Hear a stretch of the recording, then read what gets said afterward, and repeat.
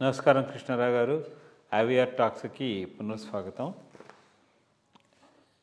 ఈ కుంభకోణాలు ఎట్లా జరుగుతాయనేటువంటిది మనం అటు ఇండస్ట్రీలో కానీ లేకపోతే మిగిలిన తోట కానీ మనం చాలా ప్రతిరోజు పేపర్లో జరుగుతుంటే చూస్తాం. అయితే పెద్ద పెద్ద కంపెనీల మధ్య కూడా ఇట్లాంటి ఉదాంతాలు ఉంటాయా అనేటువంటి ప్రశ్న రీసెంట్గా మనకి ఈ రిలయన్స్ ఓఎన్జీసీ గ్యాస్ మైగ్రేషన్ కేసులో మనకి స్పష్టంగా తెలిసింది. దాని మీద ఇప్పుడు మినిస్ట్రీ కూడాను 2.81 బిలియన్ రూపీస్ రిలయన్స్ను వాళ్ళ పార్ట్నర్స్ నుంచి క్లెయిమ్ చేసింది. ఏమీ లేదు, ఇప్పుడు మనం ఈవెన్ మనం ఈ ఉక్కు దాంట్లో చూస్తే గాలి జనార్దన్ రెడ్డి గారికి ఓ పక్కన గమనిస్తూ ఆ చుట్టుపక్కలంతా తవ్వేసి వీళ్ళకి ఏంటంటే ఒకటి ఎక్స్ట్రాక్ట్ చేసేసి అమ్ముకుంటే డబ్బులు బాటమ్ లైన్కి స్ట్రెంగ్తన్ అవుతూ ఉంటాయి. అట్లాగే రిలయన్స్ కూడాను చేసిందనే ఆరోపణ ఓఎన్జీసీ వాళ్ళు చేస్తే వచ్చింది. దీని మీద మరి వాళ్ళేమో ఇది ఇప్పుడు కాదు 2018 నుంచి ఈ కేసు జరుగుతోంది. వాళ్ళకి సింగిల్ కోర్ట్ జడ్జి వాళ్ళ ఫేవర్లో ఇవ్వడంతో దాన్ని మళ్ళీ వీళ్ళు కంటెస్ట్ చేసిన తర్వాత ఇప్పుడు దీన్ని గవర్నమెంట్ ఆఫ్ ఇండియా కూడా చాలా సీరియస్గా పర్సూ చేస్తూ ఉంటుంది. అంటే యాక్చువల్లీ ఇలాంటివి కూడా పెద్ద పెద్ద కంపెనీస్ యాజమాన్యం కూడా వాళ్ళ హస్తం కూడా ఇలాంటి వాటిల్లో ఉంటుందా అనేది, ఎందుకంటే దీనివల్ల ఏంటంటే గవర్నమెంట్ రెవెన్యూకి చాలా పెద్ద దెబ్బ తగిలినట్టు ఒకటి కనిపిస్తుంది. అట్లాగే మరి టెరిటరీని దాటి పక్కకు వెళ్ళి ఇలాంటి నిక్షిప్తమైనటువంటి వాటిని మనం బయటికి తీస్తే మరి కొలోసల్ లాస్ అనేది ఉంటుంది. అందువల్ల దీని మీద లీగల్ ప్రొసీడింగ్స్ అవుతున్నాయని తర్వాత ఏమో మరి ఈ రిలయన్స్ వాళ్ళు కూడా ఇదేమీ లేదు అని చెప్పి వాళ్ళకు ఒక స్టేట్మెంట్ ఇచ్చారు. సో ఈ కన్సార్షియం పార్ట్నర్సు ఏ విధంగా దీన్ని తీసుకుని వెళ్ళి రిలయన్స్ దగ్గర నుంచి డబ్బులు లాగగలరా ఏమిటి, దీని మీద ఈ చాలా వెరీ డీప్గా స్టడీ చేయాల్సి ఉంటుంది. ఈ ఉదంతం మీద మీ అభిప్రాయం? ప్రధానంగా ఇది టెక్నికల్ ఇష్యూ.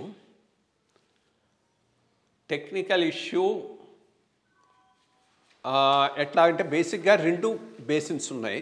ఒకే మేబీ బేసిన్లో ఒక సైడు ఓఎన్జీసీకి అలాట్ చేశారు, ఇంకో సైడు రిలయన్స్కి అలాట్ చేశారు.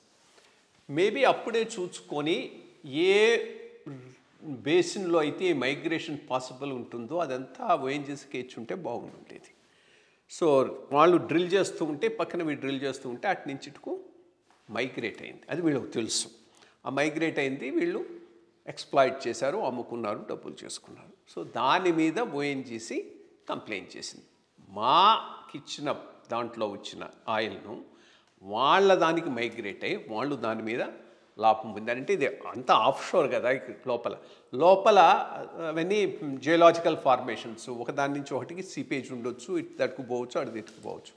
బట్ క్లవర్గా స్టడీ చేసే ఆ బ్లాక్ను రిలయన్స్ వాళ్ళు తీసుకొని ఉంటారు, దాంట్లో ఏమీ డౌట్ లేదు.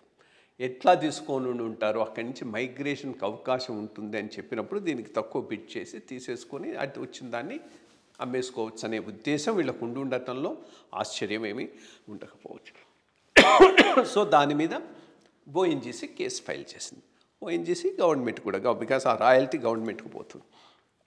సో ఇది మామూలుగా ఇది ఒక పెద్ద స్కాండలు. వీటికన్నిటికీ ఆర్బిట్రేషను ఇండియాలో కాకుండా అబ్రాడ్ పెట్టుకుంటారు.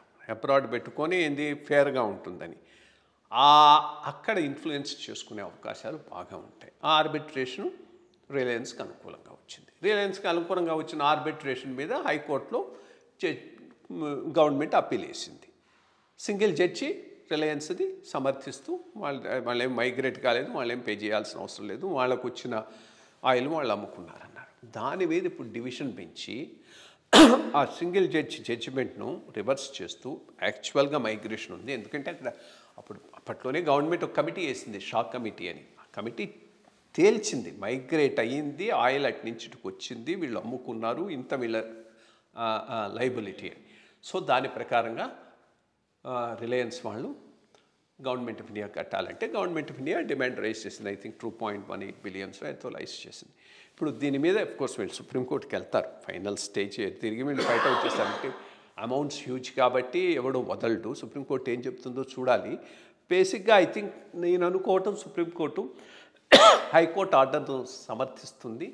కొంత టైం అయితే రావచ్చు, కానీ ఫైనల్గా ఈ అమౌంట్ను రిలయన్స్ గవర్నమెంట్కు పే చేయాల్సి ఉంటుంది. Because they have unprofitable, I mean they have profited from this venture. దాంట్లో ఏమి డౌట్ లేదు. వాళ్ళ దాన్ని వీళ్ళు డ్రిల్ చేసుకోకుండానే తీసేసుకునే అవకాశమే ఆ జియోలాజికల్ ఫార్మేషన్లో చూసుకొని అక్కడ వాళ్ళు తీసుకొని దానివల్ల లాభం పొందారంటల్లో డౌట్ ఏమి ఉండకపోవచ్చు.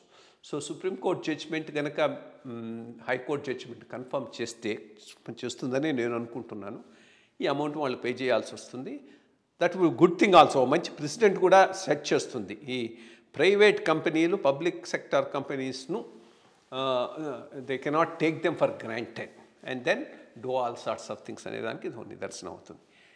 కోర్స్ ఇవన్నీ లీగల్వి డికేట్స్ నడుస్తూ ఉంటాయి. ఇప్పుడు 2014 వేసిన కేసు ఇప్పుడు హైకోర్టు దాటి సుప్రీంకోర్టు లెవెల్కి వచ్చింది. మేబీ ఇంకో 2-3 years పట్టొచ్చు. బట్ ఫైనల్గా అయితే మాత్రం గవర్నమెంట్కి అనుకూలంగా వస్తుందని నేను భావిస్తున్నాను. మరి వేచి చూడాలంటే విషయాల్లో పవర్ఫుల్ ఫోర్సెస్, పవర్ఫుల్ పీపుల్, నమస్కారం.